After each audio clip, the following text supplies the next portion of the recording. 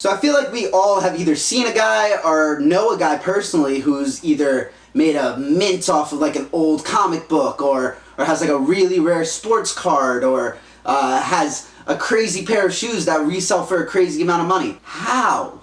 Well, we're about to go through all that right now. Hello everyone and welcome! This is the Commotion and I'm Roshan Joshi.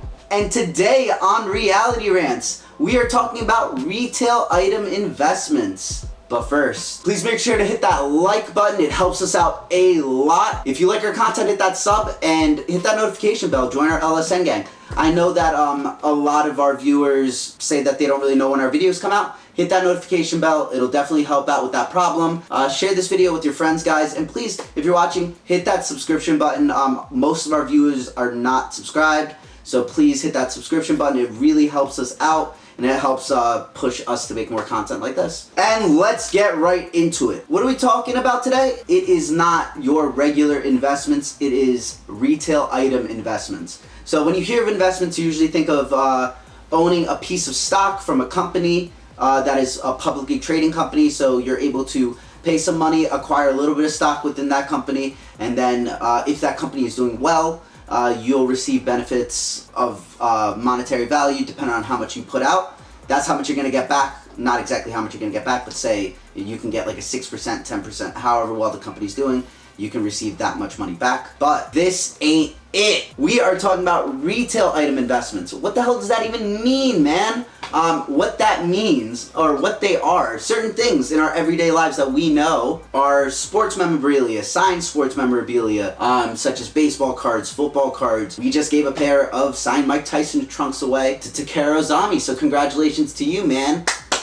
You were the winner of our giveaway. We're having a little bit of a hard time getting that package out to Albania via FedEx, so we've tried a couple of other things. But we will be getting that out to you, so congratulations again. But back to it. So signed sports memorabilia is like the original, and then they kind of move forward, and just a couple things that we're gonna hit are like such as comic books, which are very built into American culture, and we're gonna go through some like retail items, something specific. So I'll save that one for the end, but it is something that you guys know that I love. So when you're looking at retail item investments, there are three main factors that everybody looks for. And that is connection, availability, and condition. So condition is very self-explanatory. Condition, making sure that that item is still in good condition. It is not damaged in any way, shape, or form. Availability. Availability is interesting. So availability is certain times items are put on a very limited stock. There are only like 1,000 made of these. There are only like 500 made of these.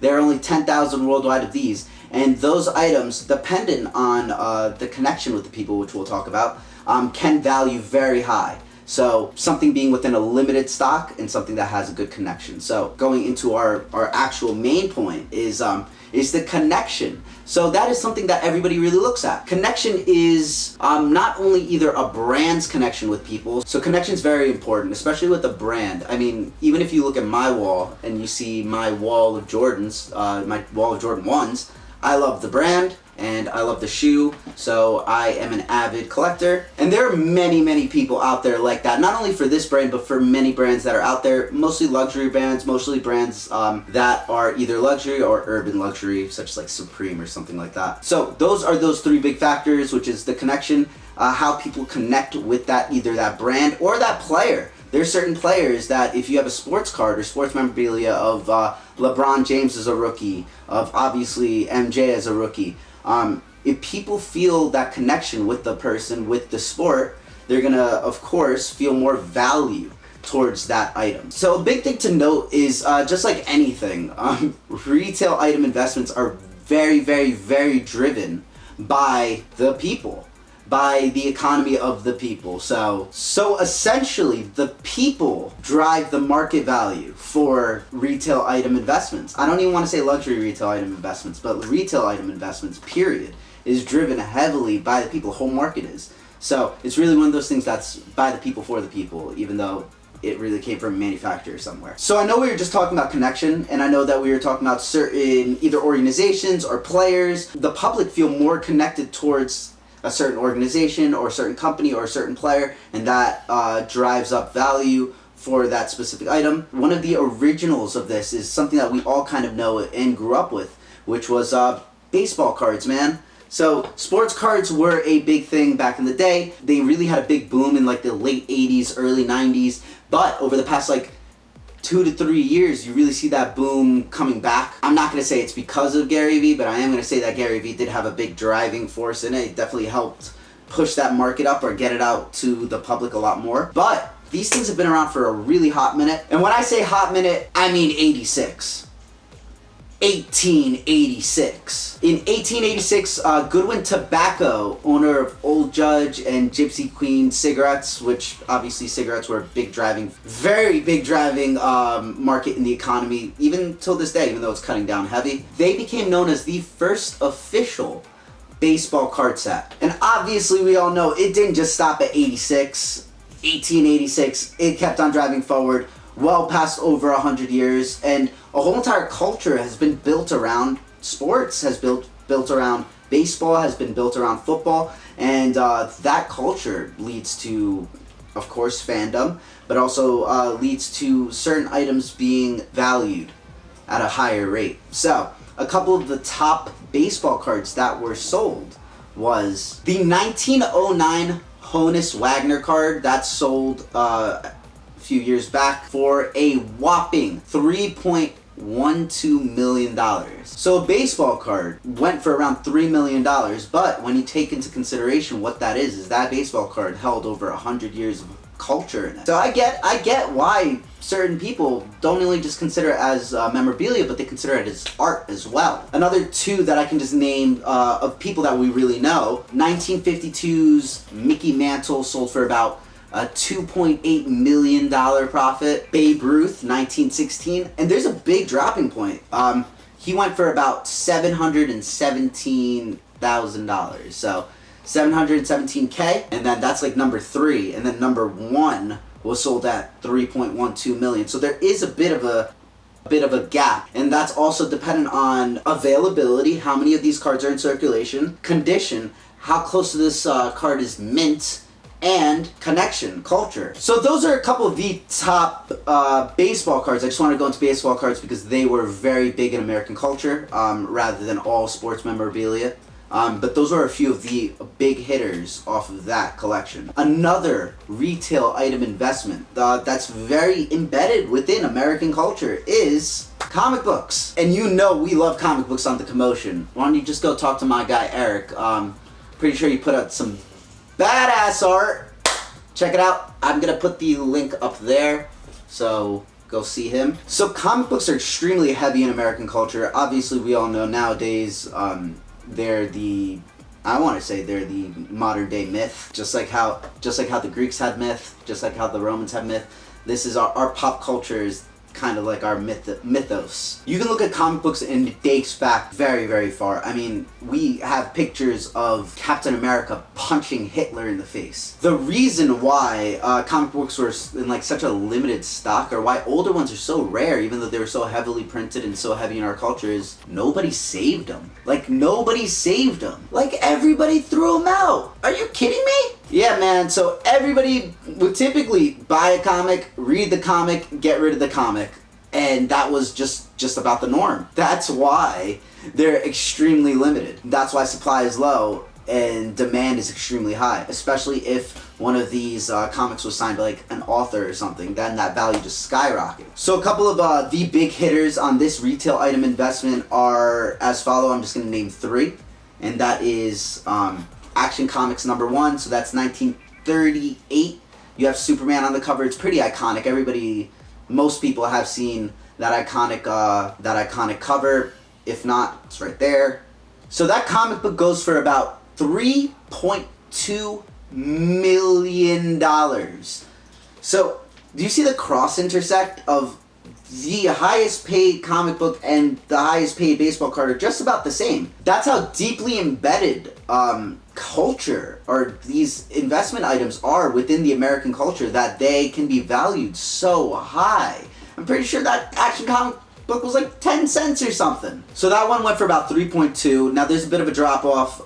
Detective Comics 27 which is 1939. I think that's the first Superman one, is a $2.2 million comic book. And then Marvel Comics is at 572,000. So Marvel really got undersold by DC. I should honestly really pull like Eric or even our production person Snake on board one day so we could all talk about comics, because they are definitely more of the spearheads on that. They know their stuff, boys. But now we're going to talk about something I know, which is the final retail item investment that I'm going to talk about. And that is my personal favorite, the shoe game. Let's go. So, just a little bit of flex in there. So, I personally love me some nice Jordan 1s, alright? They're my absolute favorite. I know that the shoe game, the shoe market's very large. It's filled with a ton of resellers, filled with a ton of awesome shoes. Once again, it all comes down to connection. What are you connected with? And there are a few guys that kind of rise above the top, which is typically Nike and Yeezy. Not much of a Yeezy guy, but hey, you know, some people are, I guess. But hey, I'm all about them Jordans, and we're going to talk about that right now. So obviously I'm big in the shoe game. I have two awesome plugs that get me whatever I want whenever I need it. So definitely check out Bryan Machado and Vyron Machado. The shoe game is very interesting because the way Nike does, we're just going to talk about Nike right now because that's mostly what I know and I don't have to really do a lot of research for it. So we're going to go with that. The way Nike does it is they hit those three things very hard. They hit connection very hard. They're already very connected within the community.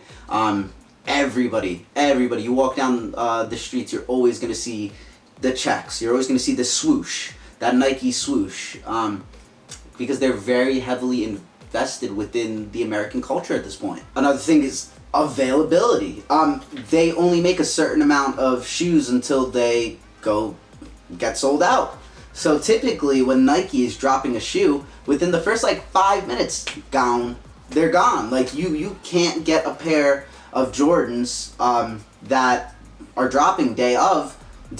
You have to actually either physically be there in line, or you have to be on your phone and able to get your pair. So availability is very interesting with them. Another thing that they hit is they only sell one pair of shoes per person. So a lot of these resellers, what they do is they'll buy out people's line spots and come with a bunch of people so that they're able to get their inventory, which is good. It's good business, you know? But Nike does a very good job on keeping their stocks limited and making it a little bit more of an exclusive rather than just a regular shoe that's out there on the market that have 100,000 of them out. And condition, obviously, Nike's condition's always very high grade. I would say that they're like the luxury of sneakers, but I would say that. Not a lot of other people say that. I know I'm gonna get a lot of hate for that. But I think that Nike's definitely like the luxury of sneakers. They definitely have quality very well, and they have their whole entire organization kind of stapled down. So they hit those three things on connection, availability, and quality very well. So once again, as I said, like if you are trying to get one of these shoes, you have to be on the website for either like the first 5 minutes, or else it's sold out, or you're gonna have to physically get in line, and then it's only one shoe per person. Or you're going to kind of stock up friends and family mode, and hopefully a lot of people will come behind you and get in line at like 5 a.m. or something. Typically, these shoes retail at about $170, but you'll always see them marked up about $100 over, probably like an hour after they're sold. And that is just the beginning. As time goes on, those values increase. It kind of looks like this guy right here behind me, the stock market wire thing. That's what we're going to call it right now. Except that dip typically doesn't happen towards the end. It just kind of, for now, maybe one day we'll live for the dip, but I don't see it coming as long as the American public is, one, economically stable, and two, is into that style, which we are very stylish people, so I think that it won't change. A couple of the heavy hitters. Guys, your ears are about to go red off of this stuff, guys. I know a few of you that don't even know what's going on with this market are gonna be like, really? The Nike Dunk High Pro SBs, they resell for $46,500. So this shoe came out just a few years ago. $46,500 is the resale value of them. And most people, are like, wait, what's going on? How's a shoe almost 50K? Well, if you look at it as certain people do, certain people with wealth and that are able to do that, they say that the shoe is like a walking art. So it is a walking piece of art. So that is their compensation for it. I'm a regular guy, so 50K to me is a down payment on a house. So anybody want to donate some of these SBs, send them my way. So we just started with like the highest, just so that like nobody faints afterwards, and then we'll start scaling down. So the next in line, I would say, is the Jordan 1 Retro High Shine Down Attention. I love the names, by the way. The name is Shine Down Attention, and it's an A1, but it's of a yellow palette. And this A1 with a yellow palette resells for $33,500. Really nice car, guys. That is what this resale is worth. Another one, which I think a lot more people are going to know about, is the Nike Air Mag. So that is the Back to the Future shoes. So you remember Marty McFly with his Back to the Future shoes that would self-tie? Well, Nike obviously made those a couple years back. I think it was like 2011. They're currently reselling for $15K. So if you want to get your Money McFly on, well, you better be fly with that dough, because you ain't getting it for no cheaper than $15K. And lastly, and I think that this is super interesting, is Jordan, which is, or Nike, which is obviously a big brand in not only shoes but clothing as well. They had done a collaboration with the luxury brand Dior, and they made an Air Jordan Dior. So an Air Jordan 1 Dior. You want to know how much that went for? That retailed at $170. They're about $15K right now on resale market. So $15,000 for a shoe that obviously the AJ1, the Air Jordan 1, and then Dior did a collaboration with. They marked it at $15K. Well, they didn't mark it at $15K. It's reselling at $15K. But I remember even like earlier, it was reselling at $20K. So it's actually peaking down a little bit. But that's just a really good example of how not only that brand connection, but now you have multiple brand connections collaborating to be able to create this limited retail investment. So yeah, guys, I'm not going to go too much further into it. That was pretty much it right there on just a brief idea of what retail item investments are. Obviously very different than doing stock or getting stocks within or investing within companies. But it is definitely something that you are able to study the trends of the market and potentially make a come up. And of course, just like anything, there are short-term investments and long-term investments. So understanding and playing that out within a retail item is extremely key. Like I said, the Dior's have gone down in value, but knowing to sell around early when they came out, you would have came up a little bit more. But either way, $170 shoe, $15K, you're coming up. But yeah, America was basically built, and a lot of things were built within the American culture, and that American culture has now created a monetary value that a lot of people hunt after. So that's always very interesting to be able to see the trend and the flow. So I'm glad that if any of you weren't really aware of what it was, I'm glad I kind of got to put some light on it. And if you were aware and you have any comments, or if I was wrong about anything, or you have any concerns, hit it in the comments, man. I want to hear from you guys. I want to see what you guys think. If you like this video, if you want me to make something specific, let me know. I'm down. And once again, guys, make sure that you are joining our LSN gang. You're hitting that like button. Hit the like button, guys. It helps. Shoot a comment down below. That helps too. It helps with the YouTube algorithm. Let's have the people beat the machines, man.